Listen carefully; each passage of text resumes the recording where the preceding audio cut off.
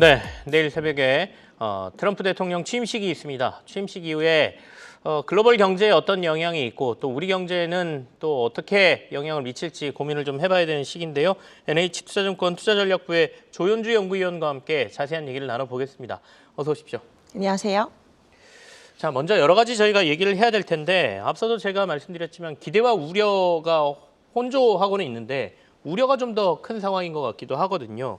트럼프 대통령 취임 이후에 우리나라 주식시장은 어떻게 흐를 걸로 보세요?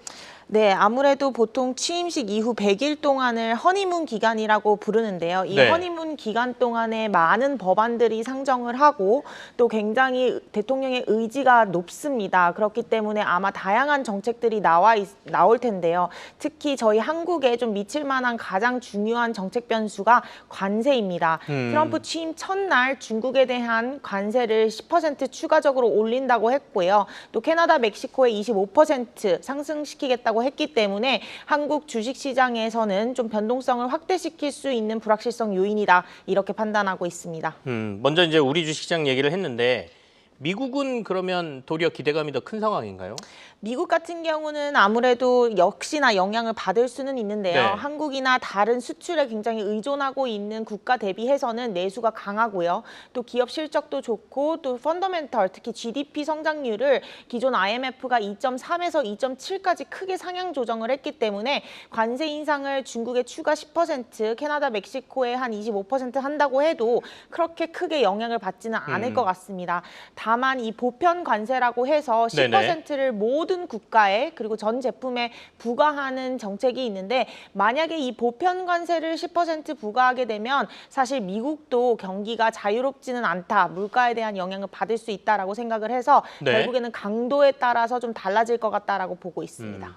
조영곤님 보고서를 보니까 트럼프 취임일부터 100일간이 중요하다라고 말씀하셨거든요. 이때가 이제 주식시장의 주도 업종이 판가름이 날 것이다라고 하셨는데 100일을 꼭 집어서 말씀하신 이유가 있습니까? 네, 보통 이 100일이라는 이 기간은 이제 프랭크 루즈벨트 대통령에 나왔던 이 기간인데 그때부터 지금까지 대부분의 정책들이 많이 상정이 됐었고 그리고 통과가 됐었습니다. 그렇다 보니까 미국에서는 이 100일 동안 좀 대통령을 새롭게 나오게 되면 좀 봐주는 관례가 있고요. 또 언론이나 그리고 의회에서도 초기에 이제 정책을 펼쳤을 때 이런 부분을 좀 빠르게 통과시켜주는 관례가 있었기 때문에 차트에서 보시는 것처럼 보통 1월부터 한 3월, 4월까지는 정책이 빠르게 상정이 되고요. 그 이후 7월까지 통과되는 그런 흐름이 나타난다라고 보시면 될 것 같습니다.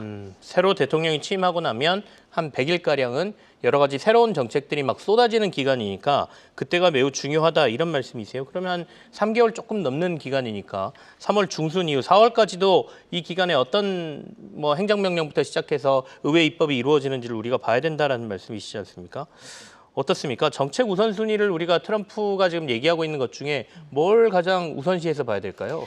네, 이제 트럼프가 이미 SNS를 통해서 4가지 정책을 하겠다라고 발표를 했습니다. 허니문 기간 동안에 첫 번째가 이제 디폴테이션이라고 해서 불법 이민자들을 추방하는 정책이겠고요. 두 번째는 드릴 베이비 드릴이라고 해서 원유 생산량을 늘려서 유가를 낮추겠다라고 얘기를 했고요. 세 번째는 저희가 다 아는 감세 정책이 있겠고 네 번째가 이제 관세 정책이 있겠습니다. 이 4가지 정책에는 시장에 긍정적인 재료도 있고 부정적인 재료도 있기 때문에 결국에는 우선순위가 중요한데요. 이제 저희가 생각하는 우선순위는 일단 대내 정책에 먼저 주력하고 그 다음에 외교 정책으로 가지 않을까. 그래서 저희는 이 디폴테이션과 드릴 베이비 드릴을 먼저 시행을 하고요. 그 다음에 텍스컷과 테리프, 관세 정책을 시행하는 그런 순서로 가지 않을까. 그렇기 때문에 지금 시장에서 과도하게 이 테리프, 관세 정책에 대한 우려가 조금씩 반영되고 있는데 이 부분은 실질적으로 협상을 해야 되기 때문에 바로 즉각적으로 시행은 어렵고 이후에 좀 시행될 가능성이 높다 이렇게 보고 있습니다.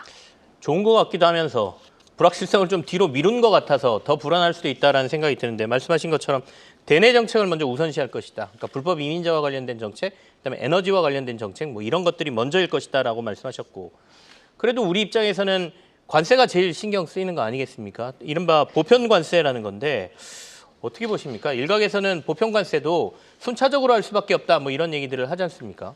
네, 맞습니다. 순차적으로 뭐 한 달에 2에서 5% 부과하겠다 이런 얘기가 나오는 이유가 결국에는 이 10%라는 보편 관세가 미국 주식시장, 미국 경기에도 굉장히 큰 영향을 미치기 때문이다라고 생각하시면 됩니다.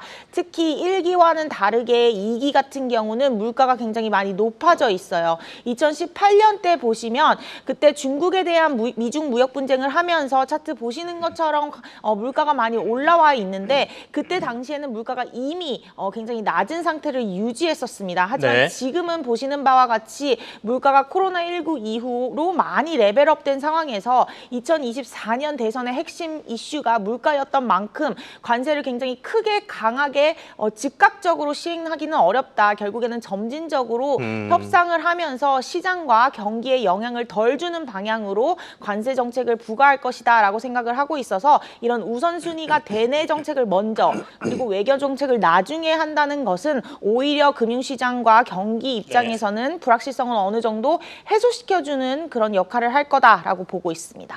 그러면 시장에는 이 관세와 관련돼서는 우려가 조금 과도하게 반영됐다 이렇게 봐도 되나요? 지금은 이제 중국에 대한 관세, 멕시코, 캐나다에 대한 관세는 이미 트럼프가 취임 첫날에 네. 행정명령을 하겠다라고 얘기를 했기 때문에 어느 정도 반영이 되어 있는 것 같고요. 다만 보편 관세 10%는 아직은 반영이 되어 있지 않다. 이거는 너무 극단적이기 때문에 이건 좀 지켜봐야 된다 이렇게 좀 생각을 하고 있는 것 같습니다. 그래서 시장이 완전하게 관세를 워스트 시나리오, 극단적인 정책을 모두 다 반영하지는 않았고요. 일부 어느 정도는 반영을 하지 않았나. 금리가 많이 튀어 있기 때문에 그래서 그런 부분이 금리가 안정이 되면 다시 주식시장은 좀 상승할 수 있는 여지가 있다 이렇게 보고 있습니다. 지금 이제 금리 말씀을 해주셨지 않습니까? 실제로 지금 2기 출범 앞두고 미국에서는 국채금리도 튀고 그다음에 달러화 강세도 계속 유지가 되고 있습니다. 근데 1기로 우리가 돌아가 보면 그때도 이제 출범 전에는 이랬다가 출범 이후에 이게 안정됐지 않습니까? 이번에도 그럴 가능성이 높다고 보십니까?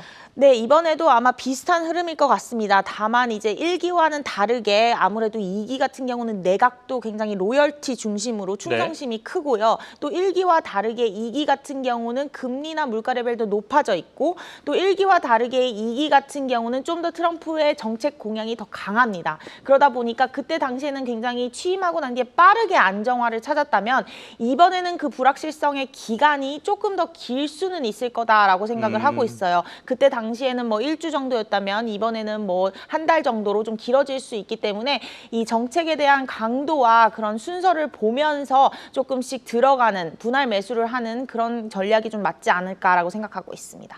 결국에는 이제 취임식 이후에 벌어질 일들을 보고 우리가 판단할 수밖에 없는 상황이다 이런 말씀으로도 이해가 되는데 달러화하고 결국에는 원화하고 연결돼 있는 거 아니겠습니까? 지금 원화가 뭐 정치적인 불안까지 가미되면서 굉장히 높은 레벨에 올라와 있습니다. 1,400 오늘도 56원 정도에서 거래가 되는데 전문가들은 전반적으로 올해 내내 1,400원대 원화 가치가 계속 유지될 거다 이렇게 보시더라고요. 조윤건 님도 비슷한 견해를 갖고 계세요? 네, 맞습니다. 저희도 원달러 환율이 크게 약세를 보이기는 어려운 구조인 것 같고요. 특히 상반기를 놓고 봤을 때는 좀 강세가 좀 이어질 수 있다. 그래서 특히 1분기 정책들이 뭐 나오게 되고 행정명령을 서명하면은 공포 심리가 거의 극대화될 거기 때문에 아마 원달러 환율이 추가적으로 더 상승할 여지는 높다 이렇게 보고 있습니다. 여기서 추가 상승할 가능성도 있다라는 말씀이세요. 하방 압력보다는 상승 압력이 더 높다라는 말로 저희가 이해를 해야 될 것 같네요.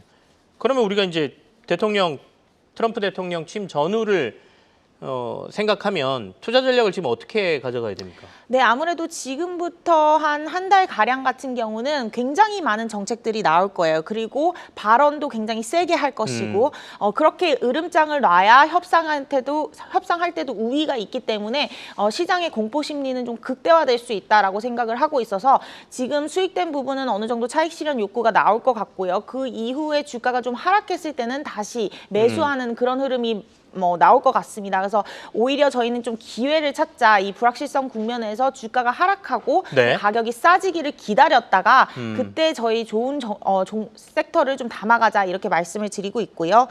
미국 같은 경우는 당연히 트럼프 정책의 수혜를 볼 수 있는 테크 금융 산업재 같은 경우는 뭐 내려갈 때마다 분할 매수를 하자라고 말씀을 드리고 있고 한국 같은 경우는 트럼프 정책과 동행할 수 있는 섹터 조선이라던가 헬스케어 그리고 엔터 같은 경우는 좀 내려갈 때마다 사도 무관하다 이렇게 판단하고 있습니다.